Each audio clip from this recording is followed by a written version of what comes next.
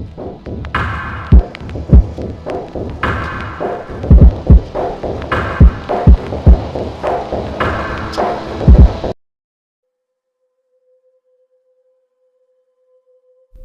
आ गया घर पर।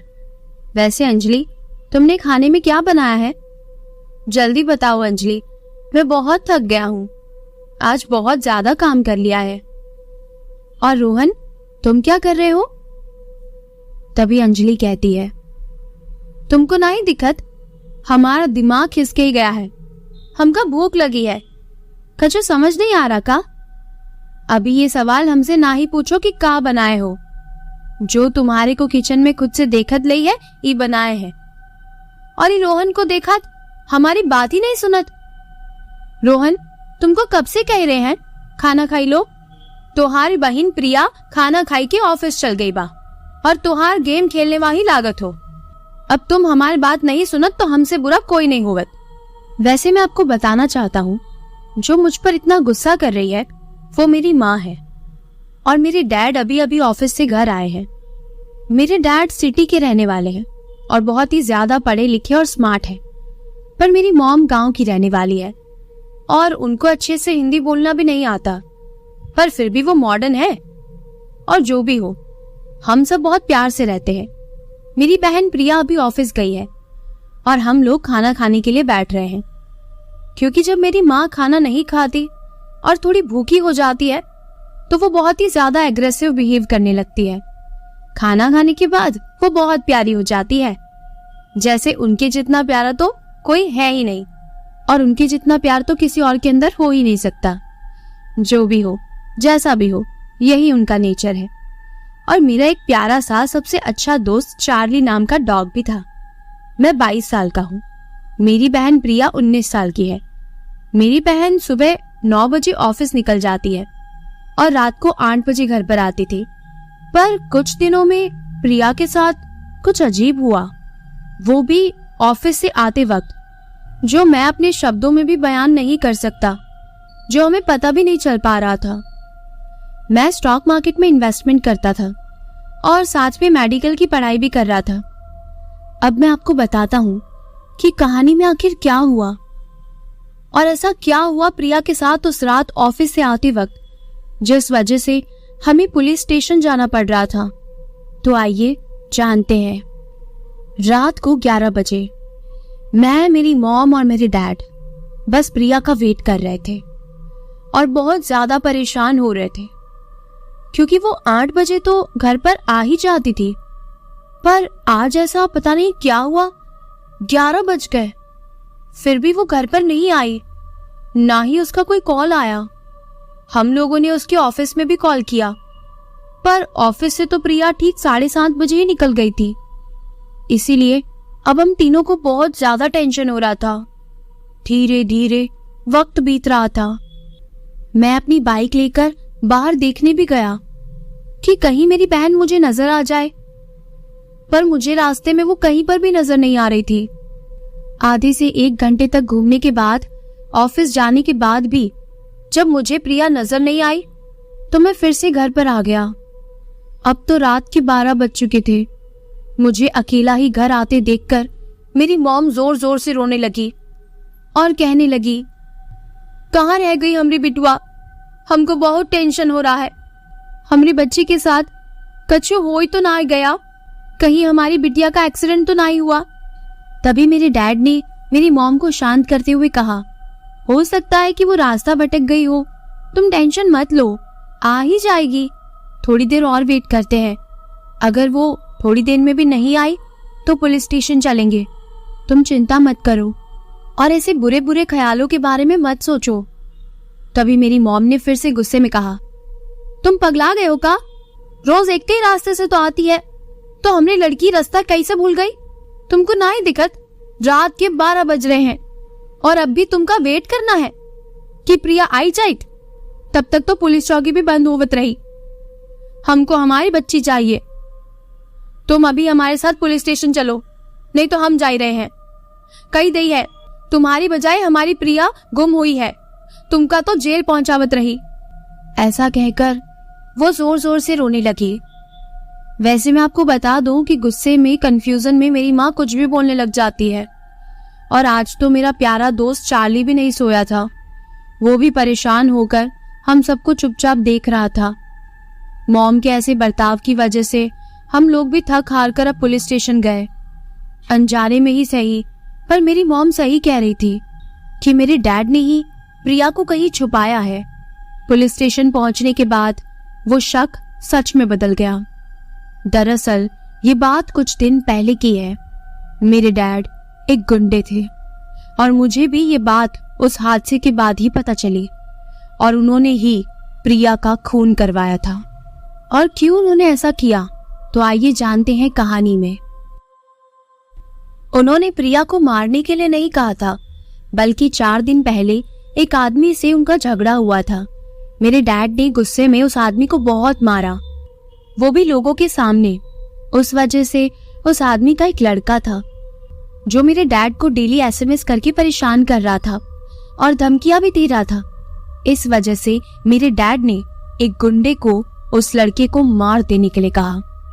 पर मेरे डैड ने यह भी कहा कि उस बच्चे को मार दो जो मुझे धमकियों के मैसेज कर रहा है। और जो लड़का ऐसे मैसेज कर रहा था वो प्रिया का बॉयफ्रेंड था, और वो प्रिया के मोबाइल से अलग आईडी बनाकर मैसेज करता था। और प्रिया तो जानती भी नहीं थी कि वो ये मैसेज उसके पापा को ही कर रहा था। और उस आदमी ने उस बच्चे को प्रिया समझकर उसी रात प्रिया को मार डाला, और प्रिया की लाश एक रोड पर मिली। ये बात हमारे लिए ही नहीं, बल्कि मेरे पापा के लिए भी बहुत ही ज्यादा दर्द देने वाली थी, क्योंकि उन्हें भी नहीं पता था कि उनसे इतनी बड़ी गलती हो जाएगी। पुलिस के और भी इन्वेस्टिगेशन करने के बाद ये पता चला कि जिस इंसान ने प्रिया को मारा था उसकी लाश भी पुलिस वालों को उसी रास्ते पर कटी फटी से मिली। अब ये बात बहुत ही ज्यादा अजीब थी कि अगर उस आदमी ने प्रिया को मारा था तो उस आदमी को किसने मारा। हम लोग पुलिस स्टेशन में ही बैठे थे। मेरी माँ बहुत ज्यादा रो रही थी और प्रिया के मरने के सदमे से बाहर ही नहीं आ पा रही थी, और मेरे डैड भी बहुत ज्यादा रो रहे थे। उनको तो पुलिस वालों ने पकड़कर जेल में भी डाल दिया था। मुझे तो अब ये सब कुछ देखकर कुछ समझ ही नहीं आ रहा था। मेरा डॉग चार्ली घर पर अकेला ही था। हम लोग चार्ली को पुलिस स्टेशन नहीं लेकर आए थे। रात के 3 बज चुके थे और मेरा दिमाग भी पूरी तरीके से बंद हो चुका था। फिर मैं और मेरी माँ ऐसे ही बैठे थे। तभी एक पुलिस वाले ने हमें बताया कि जिस रास्ते पर 5 पुलिस वाले अभी इन्वेस्टिगेशन करने गए थे और जहां पर उन लोगों को प्रिया की लाश मिली थी, उन सब का भी खून हो गया। और वहां पर एक CCTV कैमरा भी था, पर उस कैमरे में कुछ भी ऐसा कैद नहीं हुआ कि उन पुलिस वालों को किसने मार दिया। अब ये बहुत ही अजीब सी कहानी बन रही थी कि आखिर उन पुलिस वालों को किसने मारा। थोड़ी देर बाद इतनी बड़ी घटना उस रास्ते पर हो गई। इस वजह से पुलिस वालों की 2 गाड़ियां उस रास्ते पर पहुंची और वहां पर जाकर सभी यही समझने की कोशिश कर रहे थे कि आखिर इस जगह पर हो क्या रहा है और खूनी कहाँ छिपा है जो उसने इतने सारे लोगों को मार दिया।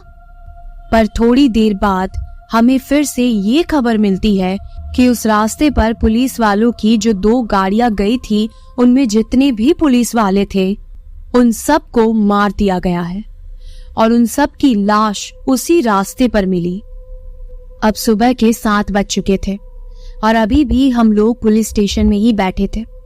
मैं तो अपनी सारी सुध-बुध खो चुका था, पर थोड़ी देर बाद ही मेरे दोस्तों को भी इस सब के बारे में पता चल जाता है कि हमारे साथ इतनी बड़ी घटना हो गई है।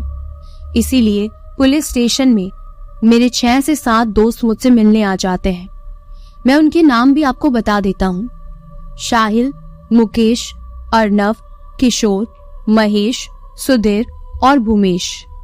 और ये सब लोग मुझे और मेरी माँ को संभाल रहे थे। मेरी माँ बहुत ही बड़े गम में थी, क्योंकि पहले अपनी बेटी को खो देना, उसके बाद अपने ही पति के बारे में इतनी बड़ी बात पता चलना। इस वजह से मेरी माँ कह रही थी, क्या गलती कर दी हमारी बिटिया ने। जो उसको मार डालत रही। काहे करा ऐसा हमरे पति ने? काहे का बदलाव हमसे ले रहा है? हमका नाई न जीवत, हमका मार दो, हमको मरना मंजूर है, हम हमरे इस आदमी को छोड़ेंगे नहीं, मार दे को।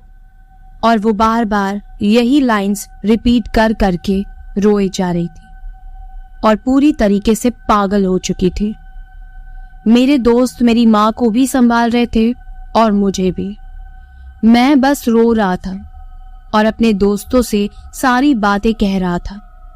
पर अभी भी ये सवाल बहुत ही अजीब था कि रात में ऐसा क्या हुआ था जिस वजह से वो सारे पुलिस वाले भी मारे गए, क्योंकि अब तक उस रास्ते पर कोई भी नहीं मिला था जिसकी वजह से इतने सारे पुलिस वाले मर गए। हम लोग थोड़ी देर बाद पुलिस स्टेशन से घर जाने लगे। घर पहुंचने के बाद जो हमने देखा वो आज तक मैं भूल नहीं पा रहा। एक साथ इतने सारे दुख आ गए, इस चीज को मैं संभाल ही नहीं पा रहा था, क्योंकि पूरी रात घर पर चार्ली रो रहा था और उसे ये बात पता चल गई थी कि प्रिया अब इस दुनिया में नहीं रही। और जब हम लोग घर पर पहुंचे तब पूरे घर की हालत बहुत ज्यादा खराब हो चुकी थी और चार्ली हॉल में मरा पड़ा था। उसकी डेड बॉडी वहां पड़ी थी, वो भी पूरी तरीके से खून से भरी हुई। ये देखकर मेरी माँ तो अब बेहोश ही हो गई। मैं भी अपने आप को संभाल ही नहीं पा रहा था, क्योंकि मेरा सबसे अच्छा दोस्त जो हर पल मेरा साथ देता था वो भी मर गया। मुझे लग रहा था जैसे मेरी जिंदगी तो पूरी तरीके से खत्म हो चुकी है।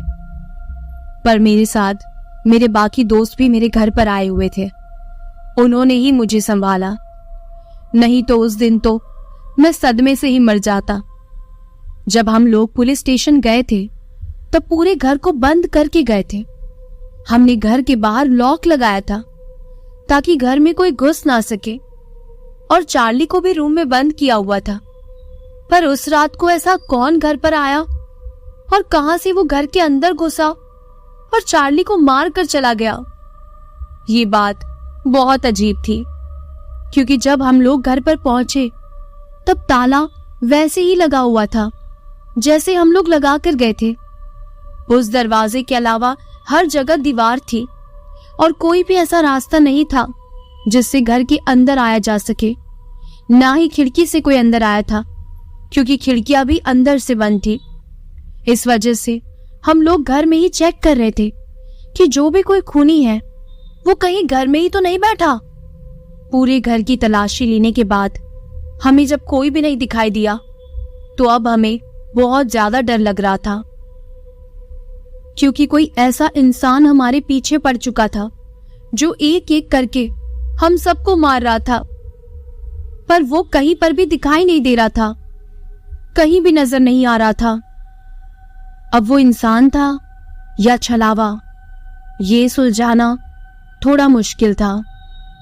पर तभी मुझे उस रोड का नाम याद आया, सैलेट रोड, जहां पर मेरी बहन और सबका खून हो रहा था। मेरे साथ 10 दिन पहले हुई सारी घटना उस रोड के नाम से एक साथ में ही मुझे याद आ गई। अब मैं आपको बताता हूं कि पिछले 10 दिनों में मेरे साथ ऐसा क्या क्या हुआ जिस वजह से आज मुझे ये दिन देखना पड़ रहा है। और मुझे तो ये सारी बात 10 दिन पहले ही पता चल गई थी। तो आइए जानते हैं और सुनते हैं हमारी कहानी में।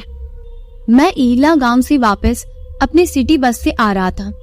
सुबह का वक्त था और बस शहर में पहुंच गई थी। धूप भी बहुत पड़ रही थी, बस भी पूरी भरी हुई थी और बस के नीचे उतरने पर भी बहुत ज्यादा चहल पहल थी। सब लोग इधर उधर घूम रहे थे, कोई मार्केट जा रहा था तो कोई बाजार से सामान लेकर आ रहा था। बस स्टॉप के आसपास इतनी सारी दुकानें थी और हर एक दुकान में बहुत ही ज्यादा भीड़ भी थी। उसी भीड़ भड़ाके में मेरा बैग किसी ने छीन लिया था। इस वजह से मैं उसे पकड़ने के लिए उसके पीछे भाग रहा था।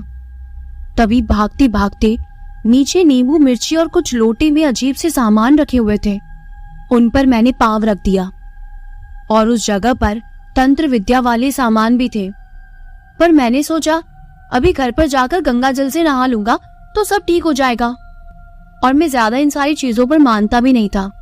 मुझे तो बस ये समझ नहीं आ रहा था कि अब मेरा बैग वापस कैसे मिलेगा, क्योंकि मैं उस आदमी को पकड़ता उससे पहले ही वो वहां से भाग गया था। कुछ ही दूरी पर पुलिस स्टेशन भी था, तो मैं वहां चला गया और पुलिस में जाकर कंप्लेन लिखवाने लगा कि मेरा बैग गुम हो गया है और उसमें 20,000 रुपए थे और एक सोने की वॉच भी थी और कुछ कपड़े भी थे। ये सब कंप्लेन लिखते वक्त एक किन्नर वहां पर आ गया और वो पुलिस स्टेशन में ही जोर जोर से चिल्ला चिल्ला कर बोलने लगा, मेरे साथी को कुछ दूरी पर रात को मार दिया है, मेरी मदद करो, मुझे न्याय चाहिए। पर एक हवलदार ने उस किन्नर को पकड़कर बाहर फेंक दिया और कहा, यहाँ पर किन्नरों की जगह नहीं है, चली जाओ यहाँ से और वापस मत आना। मैं तो बस ये नजारा देख रहा था। फिर अपनी कंप्लेन लिखने के बाद मैं पुलिस स्टेशन से बाहर आने लगा तो वो किन्नर मुझे बाहर बैठा नजर आया। जब मैं वापस अपने घर जा रहा था तो उसने मुझे रोका और रोते रोते कहा, मेरी मदद कर दो, मुझे न्याय चाहिए, तुम ही मेरी मदद कर सकते हो और मुझे न्याय दिला सकते हो। तुम्हारे अलावा अब मुझे इससे कोई मुक्त नहीं कर सकता। मुझे भी उस किन्नर पर तरस आने लगा। मैंने उससे कहा, हाँ मैं आपकी मदद करता, जरूर करता, पर मेरे खुद के पास भी अभी कुछ नहीं है। आप ये मेरे वॉलेट में रखिए 3,000 रुपए रख लीजिए, अभी इन्हीं रुपयों से काम चला लीजिए और मुझे माफ कर देना, अभी मैं आपकी कोई मदद नहीं कर सकता, चलता हूं। और ऐसा कहकर मैं तो घर आने वाला था, पर तभी उस किन्नर ने मुझे आगे बताते हुए कहा, पहले तुम मेरी बात तो सुन लो कि मेरे साथ हुआ क्या है, उसके बाद अगर तुम्हें कोई सुझाव नजर आए तो तुम मुझे बताओ। अगर तुम मेरी मदद करोगे ना तो बहुत सुखी रहोगे। और ऐसा कहकर वो मुझे आशीर्वाद देने लगे। मैं ना चाहते हुए भी वहां खड़ा उनकी बातें सुनने लगा। अब उस किन्नर ने अपनी सारी बातें मुझे बताना शुरू किया।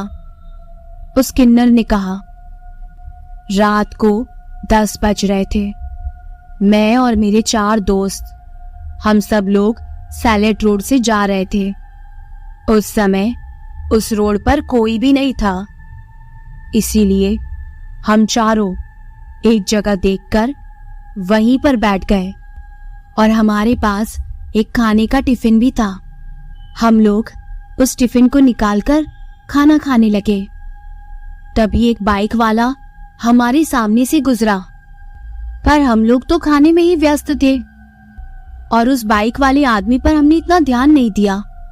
थोड़ी देर बाद और 2 बाइक वाले उस रास्ते से गुजरे। अभी भी हम लोग बस खा रहे थे, क्योंकि रास्ते पर तो गाड़ियां अक्सर चलती ही रहती है।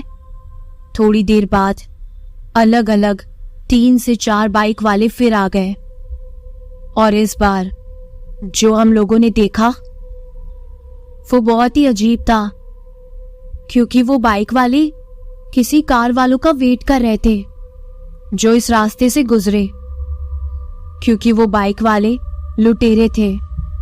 जब उस रास्ते से 2 कार जा रही थी तब उन बाइक वालों ने उन दोनों कार पर अंडे फेंके ताकि वो कार रुक जाए, और उस अंडों को साफ करने के लिए उन लोगों ने वाइपर ऑन कर दिया, जिस वजह से अंदर बैठे ड्राइवर को कुछ दिखाई नहीं दे रहा था।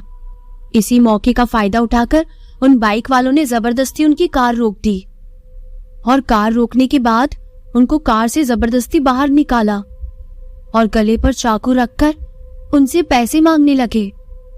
उन दोनों कार में 2 फैमिलीज थी।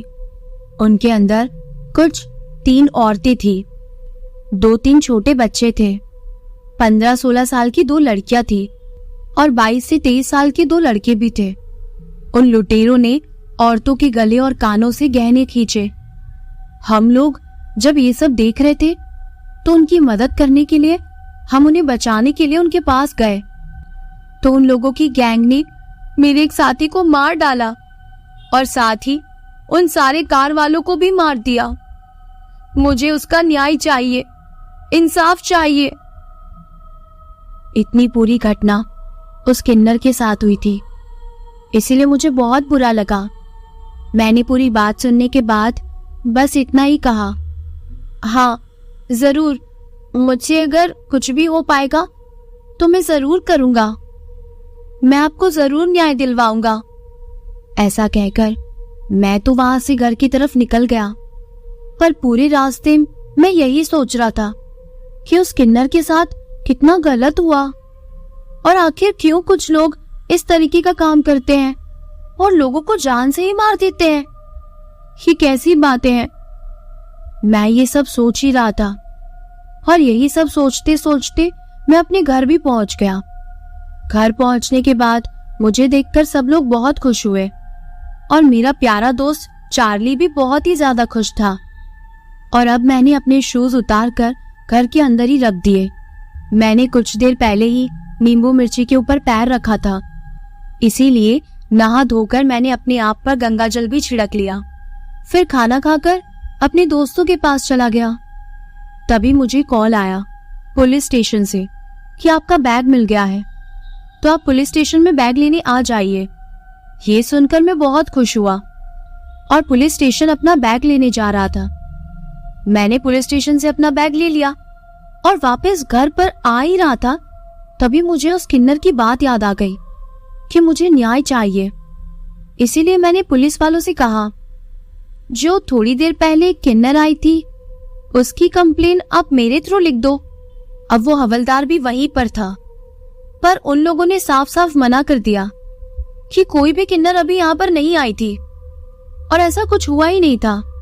तुम किसकी बात कर रहे हो? बिना सबूत हम किसी की भी कंप्लेन नहीं लिखते। अगर तुम्हें सच में ऐसा लगता है कि कोई किन्नर यहाँ पर आई थी तो तुम उसे यहाँ पर लेकर आ जाओ, हम उसकी कंप्लेन लिख देंगे। अब मैं बहुत कंफ्यूज था। थोड़ी देर पहले तो वो किन्नर मेरे साथ कंप्लेन लिखवाने आई थी, लेकिन अब पुलिस वाले कह रहे हैं कि ऐसा कोई यहाँ पर आया ही नहीं था। मैं बहुत डर गया। फिर घर जाने के लिए मैं टैक्सी रोक रहा था, तभी पुलिस स्टेशन के बाहर एक किन्नर बैठी थी और वो वही थी जिससे मैंने थोड़ी देर पहले बात की थी। मैंने उसे देखा और मेरे सामने ही वो गायब हो गई। ये देखकर तो मेरे होश ही उड़ गए। इसीलिए मैं फटाफट घर जाकर अपने दोस्तों के पास चला गया। वहां हम लोग बात कर रहे थे। मैं उन लोगों को ये सारी बात बताने ही वाला था, पर तभी मेरा एक दोस्त मुकेश, जो 2 साल पहले का न्यूज़पेपर पढ़ रहा था कि एक रात 4 किन्नर को सैलेट रोड पर मार डाला, साथ में 2 कार वालों को भी मार डाला, वो भी 7 बाइक वालों ने। जब उन बाइक वालों को ढूंढा गया तो उनकी लाश जंगल के पास कटी फटी मिली। और ऐसा पढ़कर मेरा दोस्त मुकेश कहने लगा, यार कैसे लुटेरे हैं, अगर चोरी ही करनी है तो अच्छे से करो ना, जान से मार दिया और देखो इस वजह से खुद ही पकड़े भी गए और खुद ही मर गए। कभी मैं ट्रेनिंग दूंगा ऐसे लोगों को कि आखिर लूटपाट करते कैसे हैं। ऐसा कहकर मेरा दोस्त मुकेश और साहिल दोनों हंसने लगते हैं, लेकिन सामने की खिड़की से मुझे वो किन्नर नजर आ रहा था। ये सब सुनकर मैं अपने घर चला गया और मैंने अपने दोस्तों को कुछ भी नहीं बताया। कब यही सोचते सोचते मेरा दिन खत्म हो गया, मुझे पता भी नहीं चला। रात को मैं सो रहा था और करीबन रात के 2 बज रहे थे, तभी मुझे तालियां पीटने की आवाज आ रही थी और मैं समझ गया था कि अब ये वही किन्नर है जो मेरा पीछा ले चुकी है और अब ये मुझे जिंदा नहीं छोड़ेगी। रात तो मैंने जैसे तैसे उस डर में निकाल दी। सुबह जब मैं उठा तब भी मैं उन्हीं ख्यालों के बारे में सोच रहा था। फिर मैं नहा धोकर घर से बाहर निकलने लगा, पर तभी मैंने देखा कि प्रिया बालकनी में अपने बाल खोलकर खड़ी थी और अजीब से तरीके से मुझे देख रही थी। मैं धीरे धीरे प्रिया के पास गया, तभी पीछे से मुझे प्रिया बुला रही थी, भैया यहाँ पर आओ ना, आपको कुछ दिखाना है। और मैं जैसे ही पीछे मुड़ा तो बालकनी वाली प्रिया गायब हो गई। मैं तो पहले ही उस किन्नर से डरा हुआ था, इसीलिए मुझे जब मेरी बहन प्रिया बुला रही थी तो मैं उसके पास चला गया। अब प्रिया मुझे कुछ बैंगल्स दिखा रही थी और कह रही थी, ये मैंने मम्मी के लिए लिए हैं, उनका बर्थडे आ रहा है ना, तो सरप्राइज गिफ्ट दूंगी, कैसे हैं? मैं तो वहां खड़े खड़े अजीब से दिखने वाली उस प्रिया के बारे में सोचने लग गया। तब मेरी बहन मुझे जोर से चिल्लाकर कहने लगी, क्या हुआ भैया, मैं आपसे ही बात कर रही हूँ, बैंगल्स कैसे लगे, अच्छे नहीं है क्या? फिर मैंने कहा, अच्छे अच्छे, बहुत अच्छे हैं प्रिया। मैं तो अपनी सुध-बुध खोए बैठा था और घर से बाहर चला गया। बाहर जाकर ऐसे ही कार में बैठ गया और कार स्टार्ट करने लगा। अब अपना मूड फ्रेश करने के लिए मैं ड्राइविंग कर रहा था और ऐसे ही अलग अलग जगह पर रोड पर घूम रहा था। तभी मेरे दोस्त अनिल का कॉल आ गया। उसने कहा, मैंने एक बहुत अच्छी जगह देखी है, वहां पर मुझे एक प्रोजेक्ट भी मिला है, थोड़ी दिन बाद हम लोग वहां पर जाने वाले हैं, तो क्या अभी हम दोनों तेरी कार लेकर साथ में उस जगह पर जाए क्या लगता है, कैसा आइडिया है? मैंने उससे कहा, नहीं अभी मेरा मूड नहीं है, मैं तुझे बाद में बताता हूं ना। फिर मैंने कॉल कट कर दिया। मैं उस रोड पर अकेला ही जा रहा था। आसपास गाड़ियां चल रही थी, सामने 2 ट्रक भी चल रहे थे, पर अब मुझे मेरे कानों में जैसे कुछ सुनाई दे रहा था, उस ट्रक में अपनी कार को घुसा दे। ये लाइन मुझे मेरे कानों में बार बार रिपीट हो रही थी। अरे सोच क्या रहा है, जितना बोला उतना करना, अपना दिमाग मत लगा, नहीं तो मैं तुझे जान से मार दूंगा। और ऐसा लग रहा था जैसे मैं इन सब बातों से ट्रिगर हो रहा था। फिर मुझे तालियों की आवाजें आने लगी। अब मुझे सब कुछ बहुत जोर जोर से सुनाई दे रहा था। मेरे कानों में बहुत तेज दर्द होने लगा। इस वजह से मैंने अपनी कार को साइड में लेकर रोक दिया। अब मैं सोचने लगा कि मैं घर कैसे जाऊं, क्योंकि जैसे ही मैं कार स्टार्ट कर रहा था तभी वो आवाज मुझे बार बार सुनाई दे रही थी। अब मैं कार से नीचे उतर गया और कार को वहीं छोड़कर पैदल घर जाने लगा। तो अब मुझे वो आवाज फिर आने लगी, देख आगे एक नारियल वाला खड़ा है, उसके पास एक चाकू है, उस चाकू को उठा और ये जो रोड पर लोग चल रहे हैं उसमें से किसी एक को मार दे, जल्दी कर, टाइम नहीं है, मार दे, जैसा बोल रहा हूं वैसा ही कर। और मुझे फिर से तालियों की आवाजें आने लगी। मैं जोर जोर से चिल्लाने लगा और फिर मैं बेहोश हो गया। मेरी आंख अस्पताल में खुली। मेरे घर वाले बहुत परेशान दिख रहे थे और मेरे उठने का ही वेट कर रहे थे। अब मुझे पता चला कि मुझे अस्पताल तक कोई लेकर आया है और मेरे मोबाइल से घर वालों को कॉल किया है। होश में आते ही उन सब ने मुझसे पूछा, क्या हुआ रोहन, तो रोड पर चिल्ला रहा था, तो ठीक है ना? हाँ मैं ठीक हूं, हम घर चलते हैं, मुझे कुछ नहीं हुआ है। जैसे ही मैं बेड से नीचे उतरा अब वो आवाज फिर से मेरे कानों में आने लगी, सामने जो स्ट्रेचर दिख रहा है ना, उसको अपनी मां के अंदर घुसा दे, जल्दी कर, वक्त नहीं है। और मैं इस बार उसकी बातों से बहुत ज्यादा ट्रिगर हो गया और मैंने सचमुच सामने पड़े उस स्ट्रेचर से अपनी मां को जोरदार टक्कर मार दी। उसकी वजह से मेरी मां को बहुत चोटें भी आई। हॉस्पिटल में नर्स डॉक्टर सब ने मुझे रोका और मुझे बेड पर बिठाया और मेरी फैमिली को कहने लगे, लगता है रोहन की दिमागी हालत सही नहीं है, कुछ दिन बेड रेस्ट लेना होगा, कुछ दिन इन्हें यहीं रहने दो, उसके बाद ही आप इन्हें घर पर ले जा सकते हैं।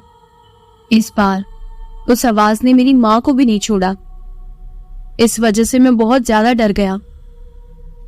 और मैंने अपने आप को उस अस्पताल के रूम में रखकर सबको बाहर भेज दिया और सबसे कह दिया कि कुछ दिन सब लोग मुझसे दूर ही रहना, नहीं तो मैं सबको मार दूंगा। ये सब सुनकर मेरी फैमिली वाले बहुत ही ज्यादा परेशान हो गए, पर उन लोगों ने मुझे 3 से 4 दिन तक अकेला छोड़ दिया।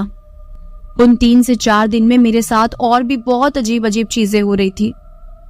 कभी वो आवाज मुझसे कह रही थी, सामने रखी सीजर इंजेक्शन अपने शरीर में खोप दे उन्हें, पर मैंने ऐसा कुछ भी नहीं किया।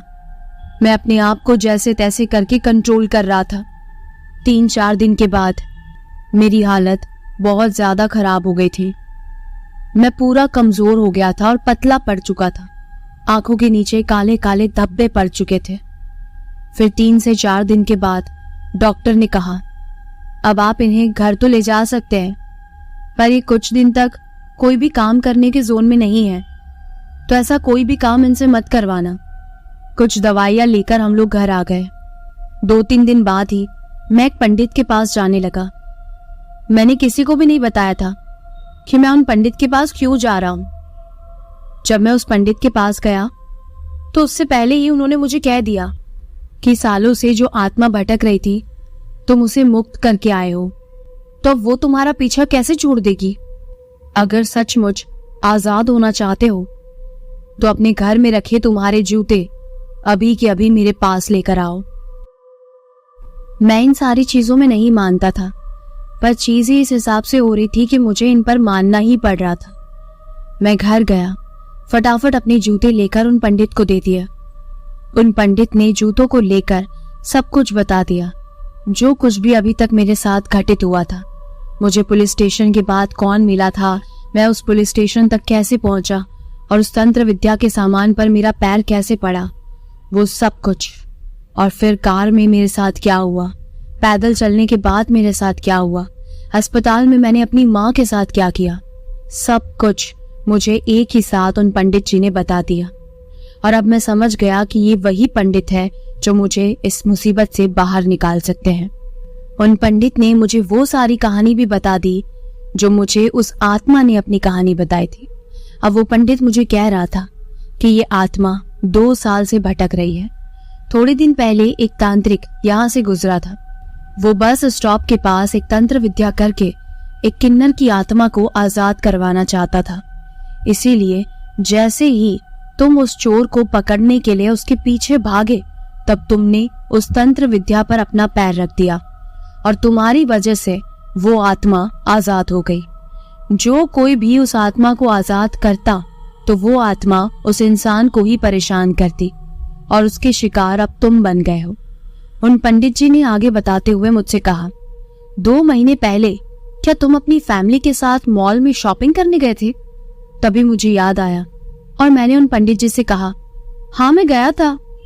फिर उन पंडित जी ने आगे बताते हुए कहा, मॉल से बाहर आते वक्त क्या तुम्हें बाहर एक अजीब सा दिखने वाला आदमी नजर आया था, जिसके गले में माला थी, कंकाल जैसे दिखने वाली अंगूठियां पहनी हुई थी, वो बहुत ही अजीब और बाल खुले, क्या ऐसा एक आदमी तुमने देखा था?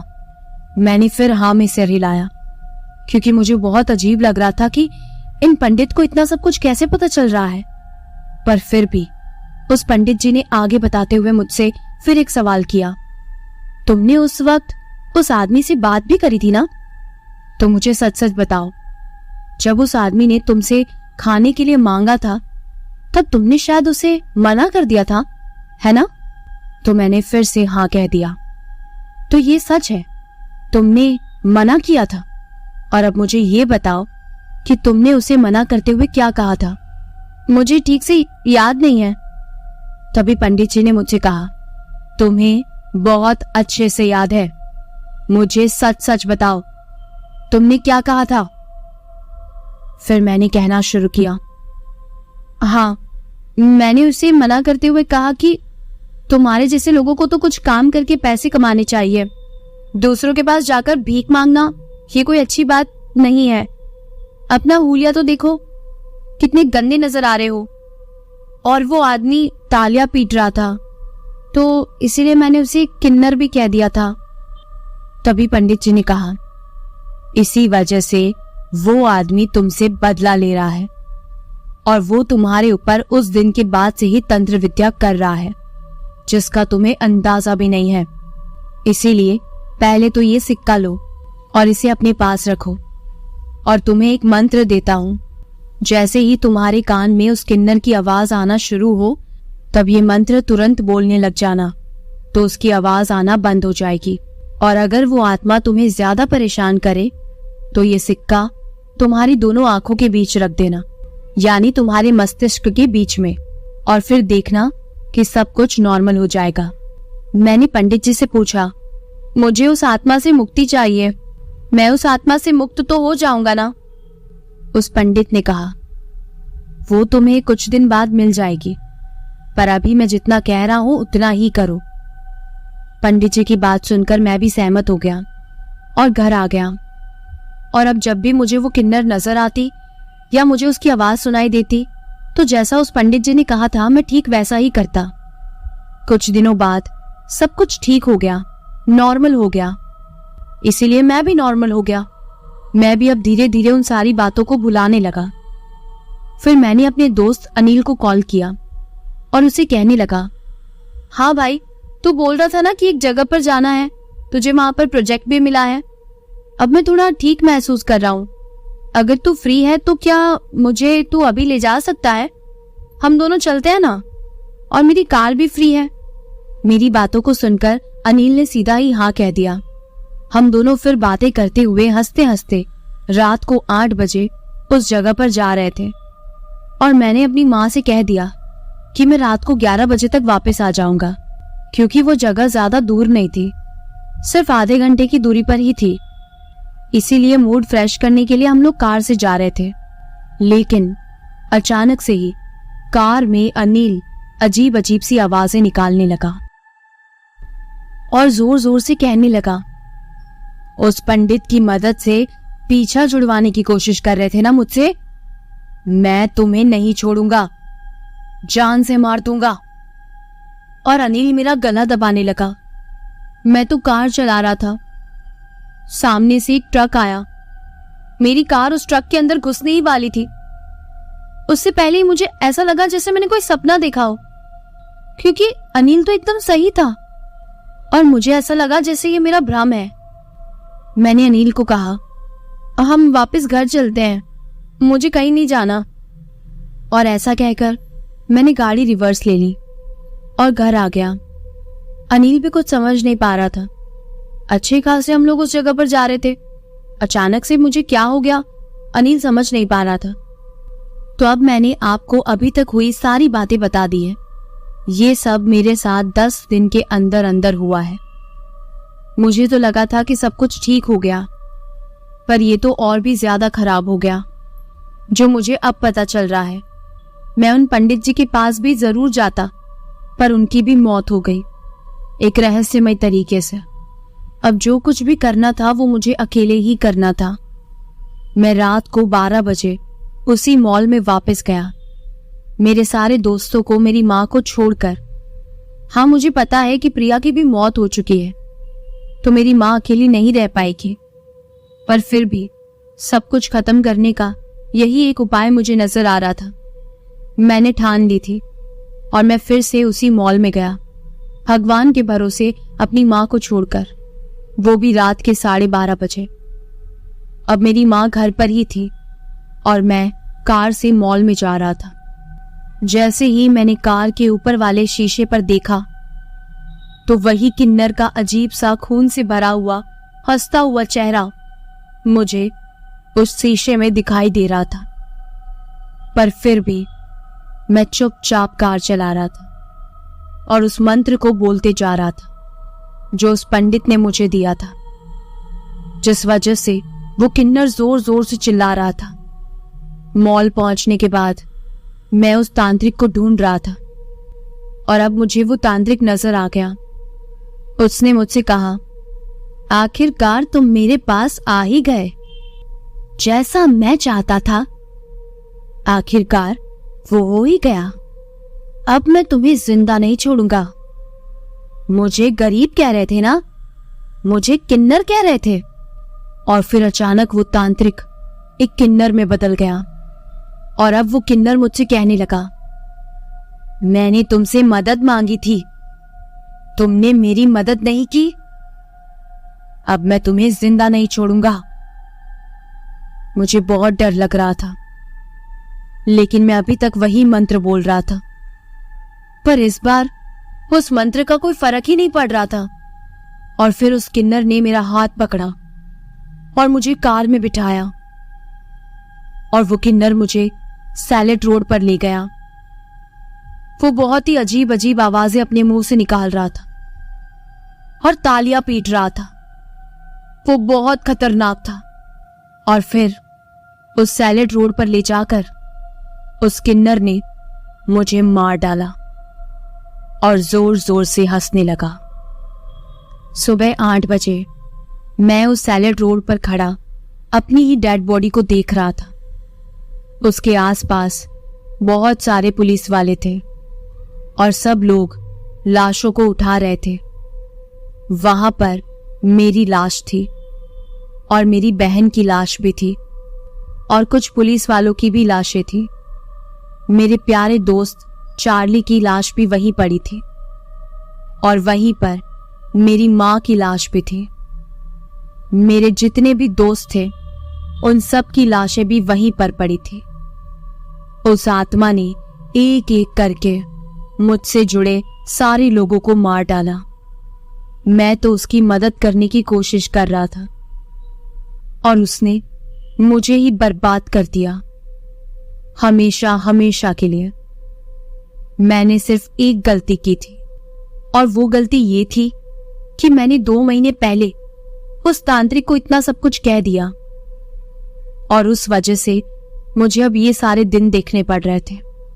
अभी भी मैं यही सोच रहा हूं कि काश अगर मैंने उस दिन उस तांत्रिक को कुछ खाने के लिए दे दिया होता और उससे इस तरीके से बात नहीं करी होती तो वो तांत्रिक ऐसी कोई भी किन्नर की आत्मा को मेरे पीछे नहीं लगाता और मेरी जान भी बच जाती और मेरी वजह से इतने सारे लोगों की जान जो अब चली गई है वो जिंदा होते।